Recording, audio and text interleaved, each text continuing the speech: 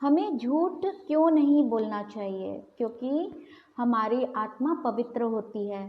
जो भी हम कार्य करते हैं वो हम वाणी से करते हैं, शरीर से करते हैं, मन से करते हैं, लेकिन आत्मा सदैव पवित्र रहती है।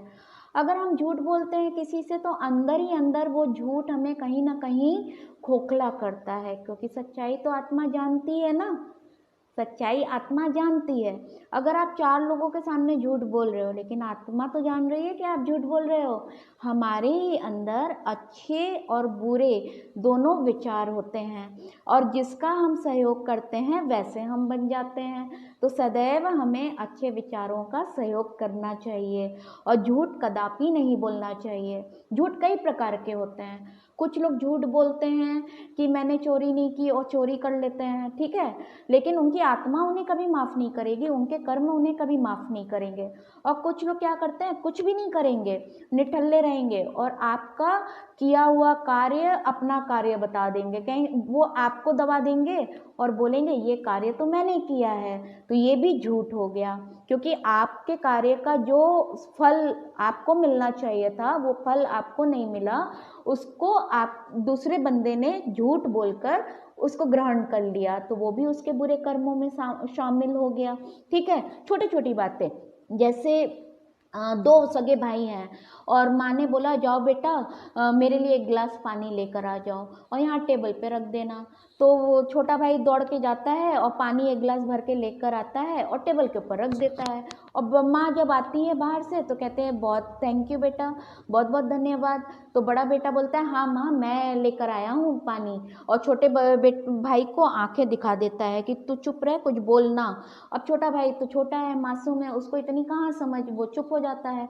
और बड़े भाई ने छोटे भाई का क्रेडिट ले लिया। क्रेडिट ले लिया मतलब उसका फल जो छोटे भाई को मिलना चाहिए, जो शाबाशी छोटे भाई को मिलना चाहिए, वो माँ ने बड़े भाई को दे दिया। तो ये कर्म क्या हो गया, झूठ कर्म हो गया। तो ये भी कर्म हो गया, ठीक है। और जैसे बहुत लोग होते हैं कि मान लो अच्छा खाना बन गया, 2 बहनें हैं, अच्छा बन गया तो बड़ी ने बनाया है, अगर बुरा बन गया तो छोटी ने बनाया है। तो ये भी कर्म, माँ ने झूठ बोला, तो ये माँ के बुरे कर्म हो गए कि छोटी ने अच्छा बनाया तो उसको छोटे में बुरा बता दिया, और बड़ी ने खराब बनाया तो बड़ी को अच्छा बता दिया। तो इसलिए कभी भी झूठ नहीं बोलना चाहिए। दुनिया है, जैसे झूठ बोल के लोग एक दूसरे को फंसा लेते हैं और फ्रॉड केस करते हैं, और बड़ा बड़ा घर दिखा देंगे, गाड़ी दिखा देंगे, महल दिखा देंगे, और पढ़ाई भले 1 या 5वीं तक किए हों, लेकिन सामने वाले को देखकर अपनी भी पढ़ाई लंबी चौड़ी बता देते हैं कि हमने भी PhD किया हुआ है। तो ये झूठ भी बुरे कर्म में आ जाता है। सामने वाले को देखी देखा दूसरा व्यक्ति झूठ बोल बोल के उसकी बराबरी करने लगता है। तो बराबरी, अगर अगर भेड़िया शेर का खाल पहनेगा तो कितने दिन तक पहनेगा, उसको खुजली तो होगी ही ना। वो खाल से बाहर निकलेगा तो उसका भेड़िया रूप दिख ही जाएगा। तो ये सब कर्म बहुत मायने रखते हैं। कभी भी झूठ का पलड़ा भारी नहीं होता है, सत्य का पलड़ा भारी हो जाएगा। झूठ छोटे समय के लिए सफल हो सकता है, धोखा देगा, लेकिन लंबे समय तक कौन चलता है, सत्य चलता है। जैसे खरगोश और कछुए की कहानी सब लोग सुनते हैं, बार बार सुनते आ रहे हैं, बचपन से सुनते आ रहे हैं, लेकिन कभी उसके ऊपर मनन करके देखो। खरगोश क्या किया, आलस्य कर दिया। आलस्य भी झूठ में शामिल होगा, क्योंकि उसने आलस्य कर लिया और वो सो गया। और आलस के बाद कछुए ने परिश्रम किया, सत्य के राह पे चलता गया, और खरगोश ने क्या किया, झूठे राह पे चला। वो शॉर्टकट भी लिया, है ना, शॉर्टकट भी लिया तो उसको क्षणिक सफलता मिल गई, लेकिन कछुए को अंत में पूर्ण सफलता मिली। यही होता है सच और झूठ का पलड़ा।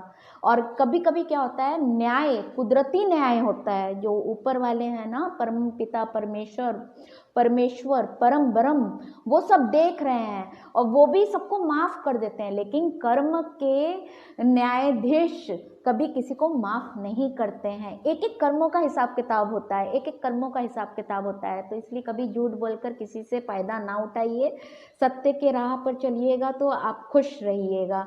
सत्य ही परम धर्म होना चाहिए, और आज़ादी पे सबका अधिकार है, किसी को गुलाम ना बनाइए और किसी की हत्या भी ना कीजिए। जब हम किसी को जीवन नहीं दे सकते हैं तो उसकी हत्या करने पे भी हमारा कोई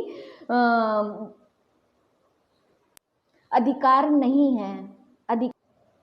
तमेव माता च पिता तमेव तमेव बन्धु च सखा तमेव तमेव विद्या द्रविणं तमेव तमेव सर्वं मम देव देव।